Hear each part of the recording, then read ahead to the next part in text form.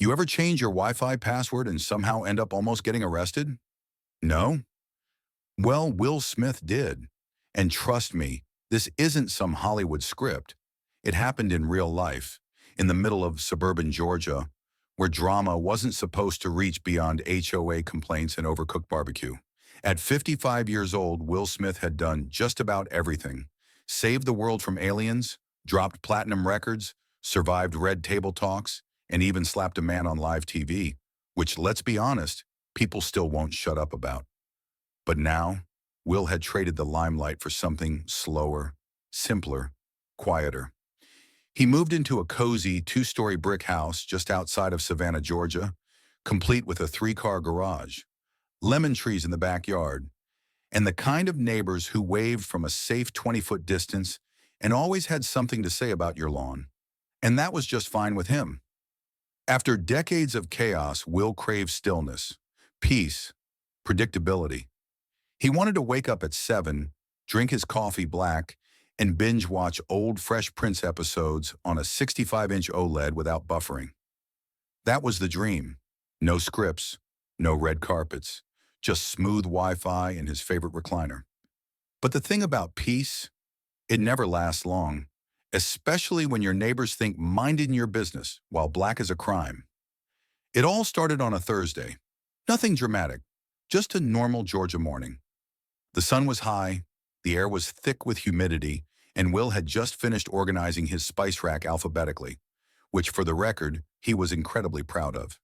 He sat down, reached for the remote, and hit play on a documentary about bees narrated by Morgan Freeman. But the video wouldn't load. Spinning wheel of death. He waited, still spinning.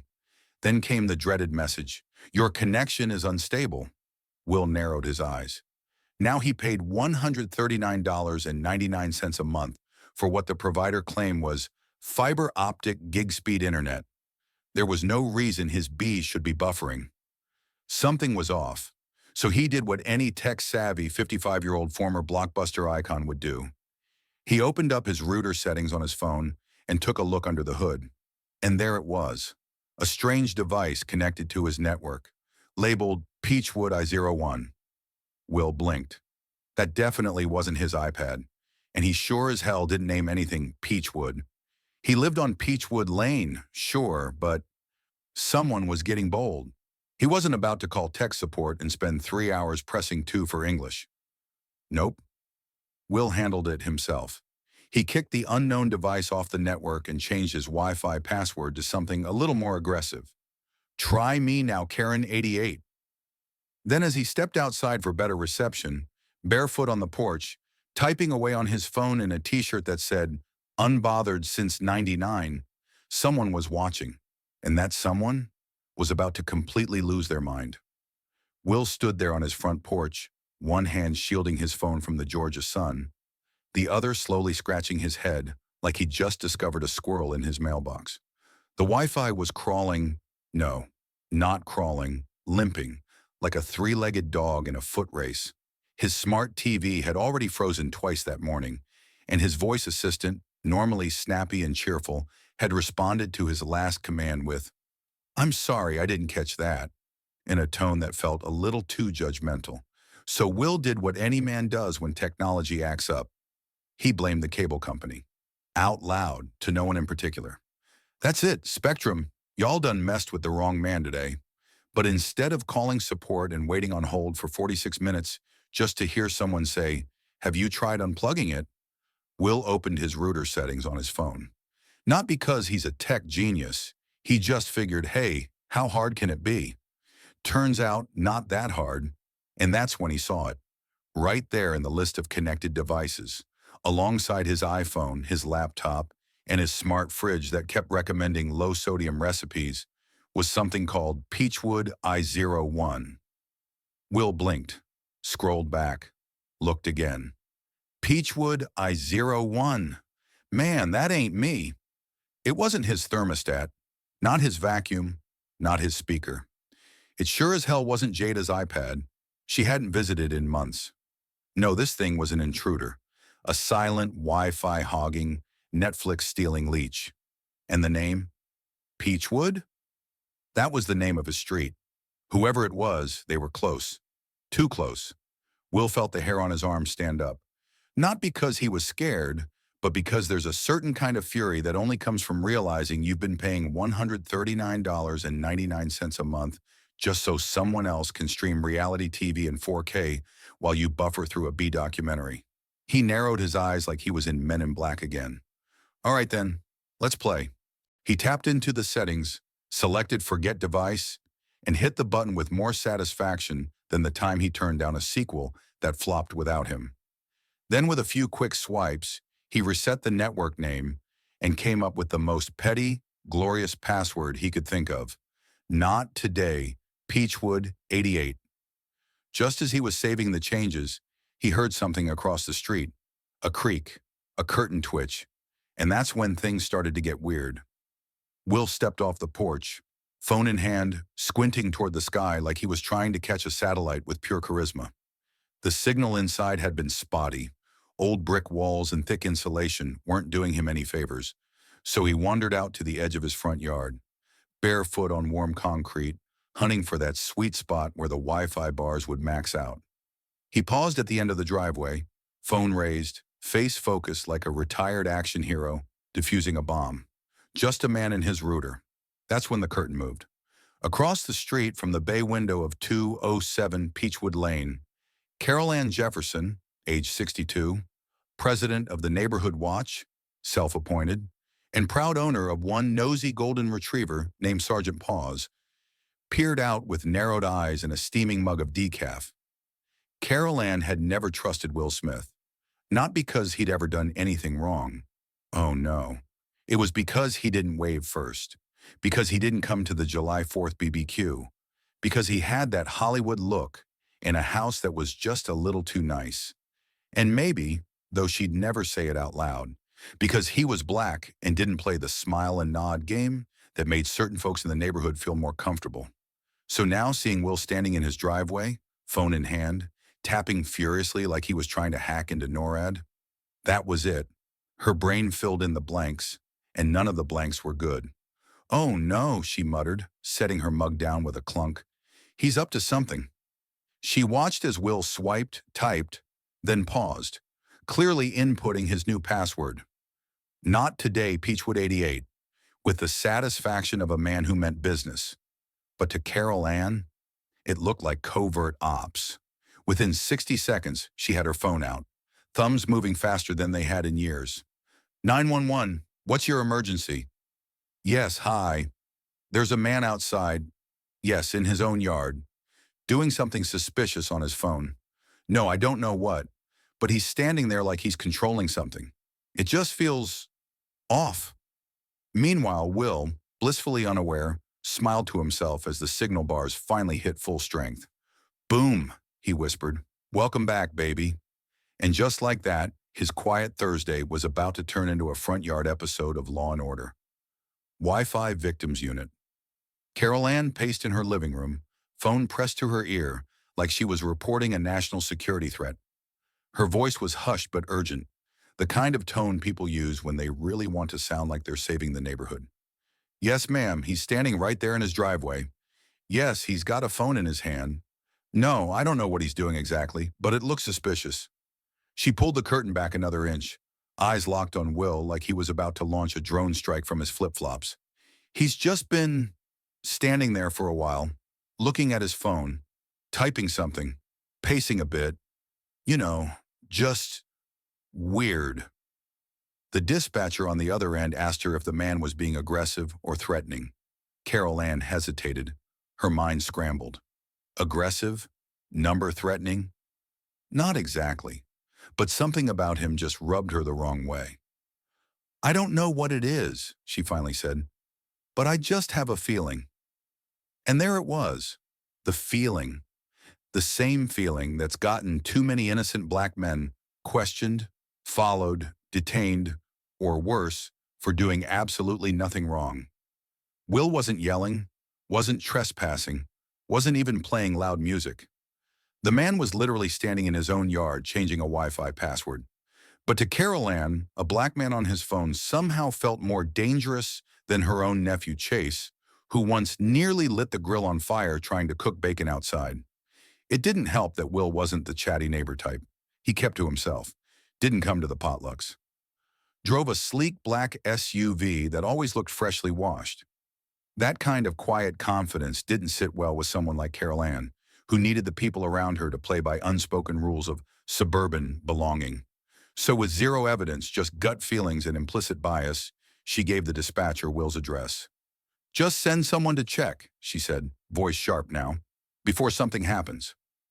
Across the street, Will was humming to himself, scrolling through memes, completely unaware that the real threat wasn't anything he was doing, but what someone else assumed he might do. Will was mid-scroll, laughing at a cat meme about Wi-Fi speed, when he heard the unmistakable whoop-whoop of a police siren. He looked up, confused. The siren wasn't passing by. It was slowing down and stopping. Right in front. Office his house. Out stepped two officers, one tall, square-jawed, with the kind of walk that said, "I've written people up for having grass too high." The other was shorter, stockier, with a clipboard in one hand and the other resting a little too close to her holster. Will blinked, glanced at his phone, then looked back at the officers. "Y'all lost?" The tall one, name tag reading Navarro, spoke first.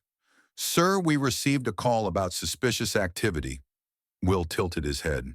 Suspicious like porch piracy suspicious, or suspicious like a guy standing in his own yard with bad Wi-Fi? Navarro didn't laugh. "Can you tell us what you're doing, sir?" Will let out a breath. Not annoyed, not afraid, just tired. "I'm changing my Wi-Fi password," he said, holding up his phone like a teenager caught texting during math class. "Someone was leeching off my internet, so I'm kicking them off and locking it down." The shorter officer, Carter according to her badge, stepped a little closer. "Do you live here?" Will blinked slowly, then pointed over his shoulder at the large black SUV parked in the driveway. "That's mine. The name on the mailbox is mine. The mortgage? Also mine. You want to see my utility bill too? Or are we good?" Navarro gave Carter a side glance, but they weren't done yet. "Would you mind showing us what you're doing on your phone?" Will didn't flinch. He knew how quickly situations like this could spiral. So instead of arguing, he swiped open his phone and walked them through his router app like he was giving a TED Talk. "Here's my network. That's my phone, my laptop, my fridge. This one, Peachwood I01, not mine." Booted it, then changed the password to something a little motivational.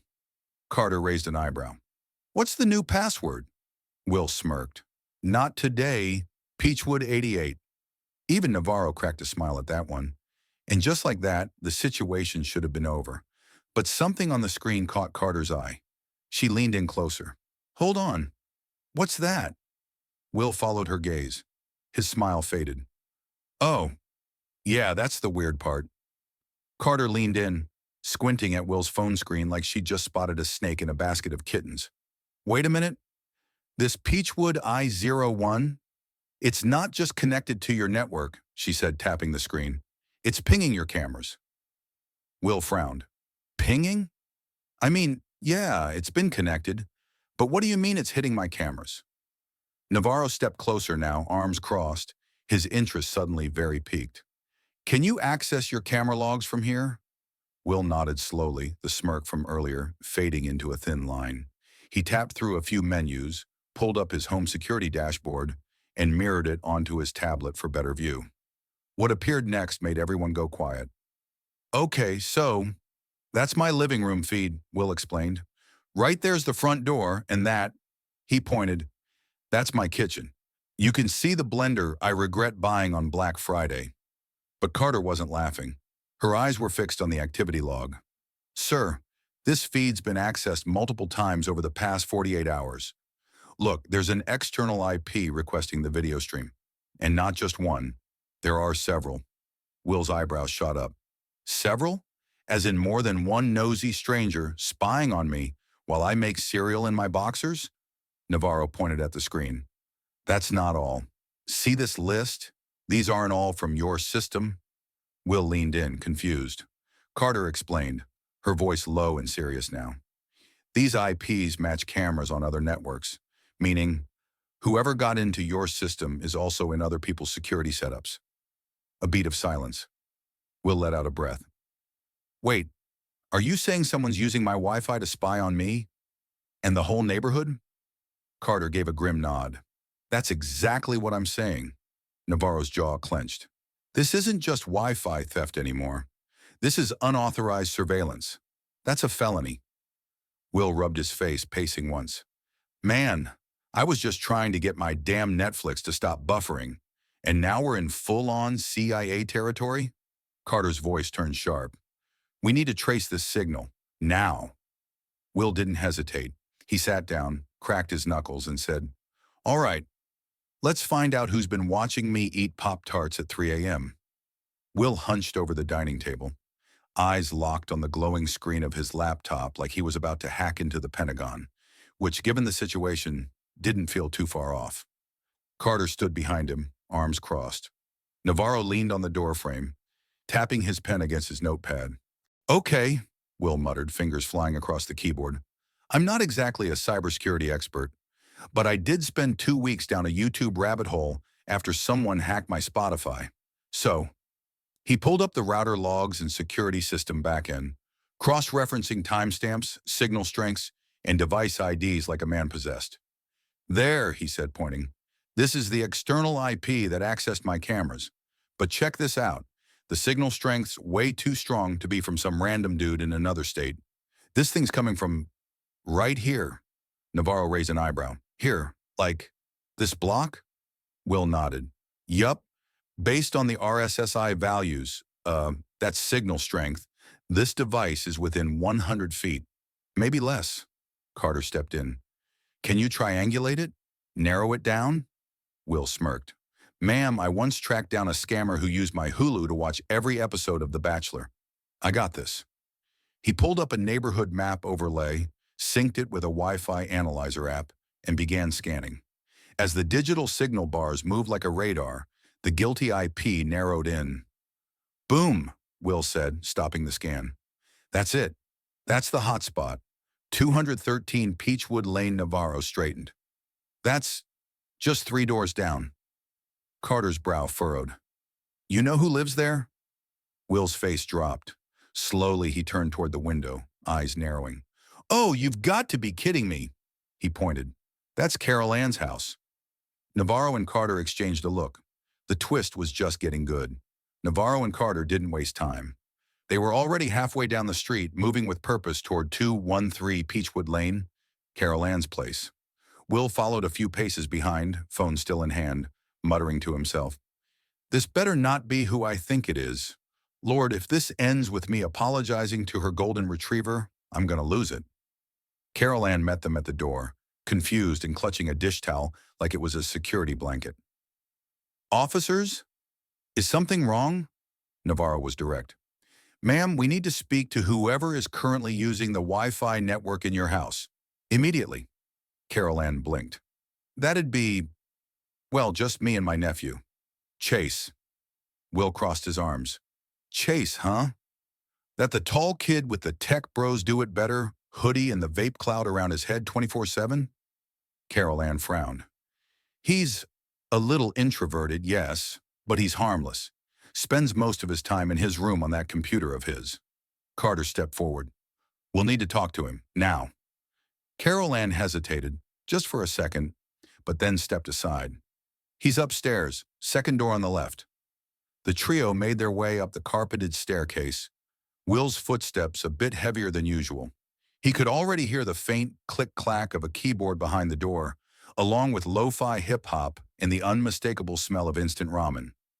Navarro knocked sharply. Chase Jefferson, this is the police. Open the door. There was a pause, then the soft scrape of a chair. The door creaked open to reveal a 23-year-old with messy hair, oversized gaming headphones hanging around his neck, and eyes that screamed, I haven't seen sunlight in 3 days. He looked up, confused and slightly panicked. What's going on? Will didn't miss a beat. Oh, you know what's going on, Mr. Wi-Fi Bandit. Chase froze in the doorway, like a deer caught in the headlights. except the headlights were two cops and Will Smith, all staring him down like they were casting for a new episode of CSI. Suburbia. Navarro took a step forward. We have reason to believe you've been accessing private home networks in this neighborhood, including unauthorized surveillance of security cameras. You want to explain yourself? Chase's mouth opened, then closed. He looked to Carol Ann, who had now crept up behind the group, eyes wide and dish towel still in hand like she was bracing for a fainting spell. I wasn't doing anything dangerous, Chase stammered. I mean, I didn't hurt anybody. Carter's tone sharpened. Did you or did you not spoof a neighborhood Wi-Fi network to gain access to smart devices? Chase rubbed the back of his neck. Look, it started as a joke, okay? I wanted to see if I could get someone to log into a fake network I made, just for fun. I mean, everybody names their Wi-Fi something dumb. I thought if I used the street name, Peachwood I-01, people would just connect without thinking. Will scoffed. Yeah, well, I thought my neighbors wouldn't call the cops on me for changing my password. But here we are. Chase winced. Once people started logging in, I realized I could see what kind of devices they had. Smart fridges, doorbells, cameras.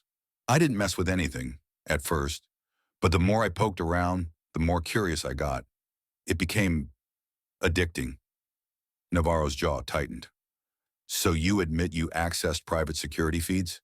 Chase nodded slowly, guilt flooding his face.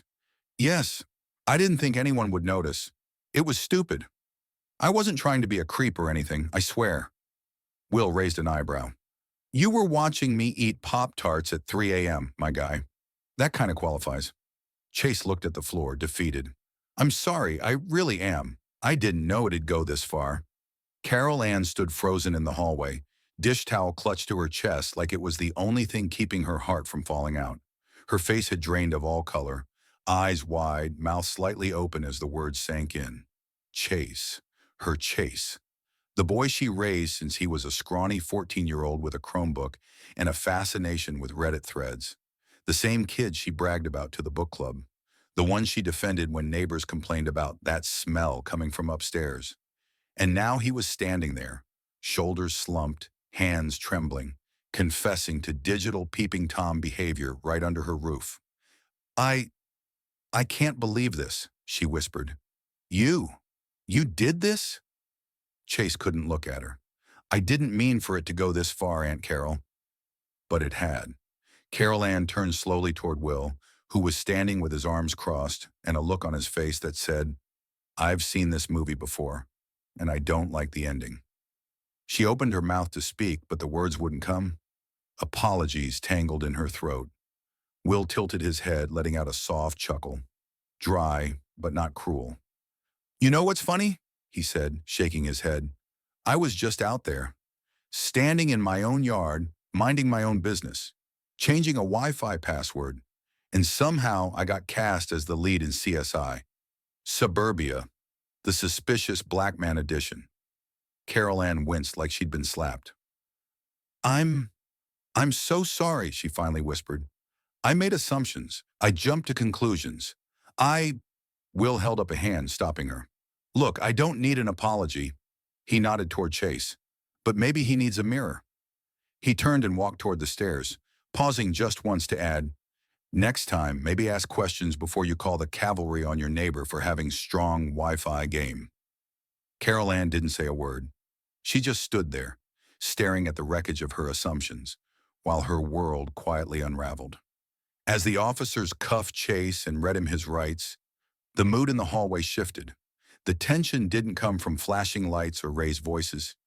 It came from the weight of realization. Carol Ann stood motionless, her once tightly held beliefs unraveling in real time. It wasn't just embarrassment anymore. It was something deeper. For the first time, she saw the situation not through her own filter of concerned neighbor, but through Will's eyes. A black man doing absolutely nothing wrong, yet still being seen as a threat.